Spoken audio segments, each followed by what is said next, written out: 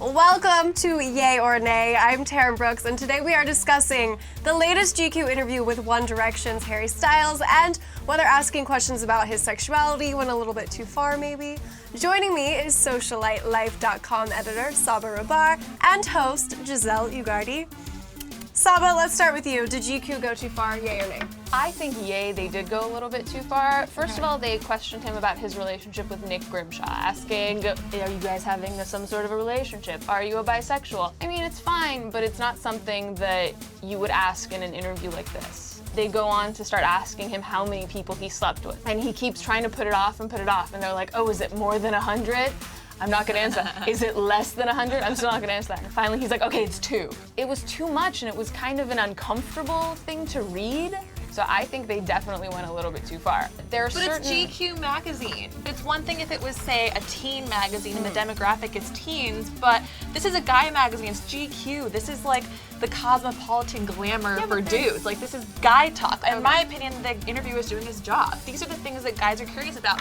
And the thing that I liked is that the interviewer clearly showed, you know what, I'm not necessarily a One Direction fan. I'm not a teenage girl who's, drooling over these guys. But I think these guys could be really talented and they need to broaden their fan base. What's gonna get people to listen? What's gonna get guys to buy GQ off the stand when there are, young guys on the cover? Sex, questions like that. Personally, if I was a One Direction fan, all right, maybe I don't need to know all that stuff, but I certainly wanna know. Like, if I hypothetically think I'm gonna be in a relationship with one of them one day, I am a little curious, like, are you straight? Which they all do. How many people have you slept with? Do you have any STDs? Just wondering.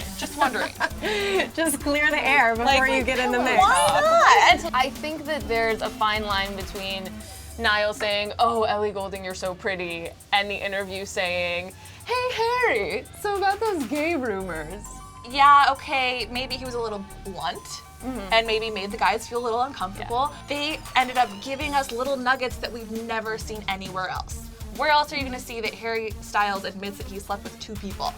And actually, you guys, he didn't say flat out that he wasn't bisexual. He just said, not that I know of. I don't think so. I'm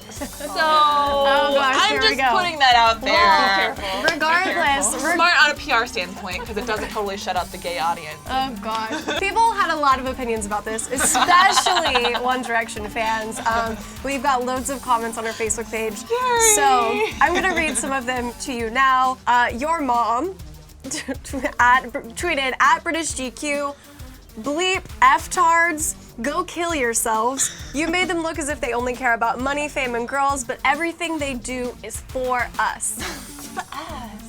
So there, they just keep getting better. Angela Gallagher tweeted, read the GQ 1D interview about 12 times and hate the way that they show Harry. They make him look like some sort of man slut, which he is not.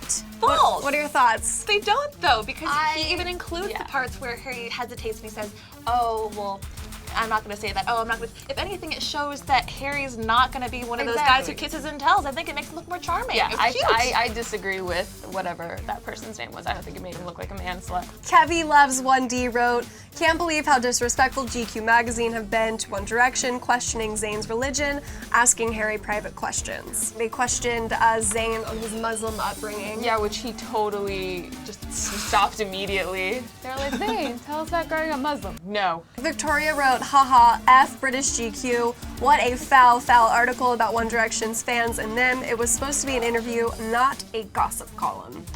So, boom. Oh, your mom is back again. Oh, good. Hashtag GQ1D at British GQ can go F themselves for making the boys look bad and for assuming that Harry sleeps with loads of people, so F off. Boom. Anson Duran said, is One Direction even mad about it? I mean, if they liked their covers, their fans should just shut up. Oh. That's a good point. She gets it. Yeah.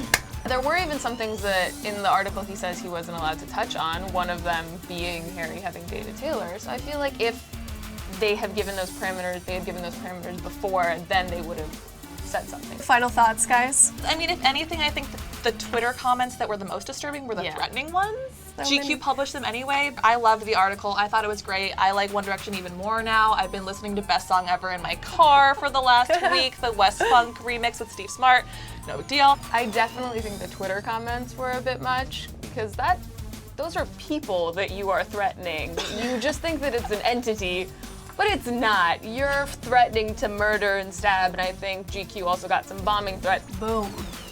But I think it could have been handled in a better way from GQ's point Sure. of view. Who knew that One Direction fans were so gangsta? I know. So, Sabba, where can we find out more about you? You can go to socialitelife.com, or you can follow me on Twitter at Sabba the Gossip. Nice. And Giselle? And you can always see what I'm up to on Twitter, Instagram, Facebook, YouTube, all that good stuff at Giselle Ugardi. Cool. Well, thank you guys so much for coming and being here. You guys share comments with us at CELEBUZZ. And for the biggest stories breaking right now, stay clicked on celebuzz.com.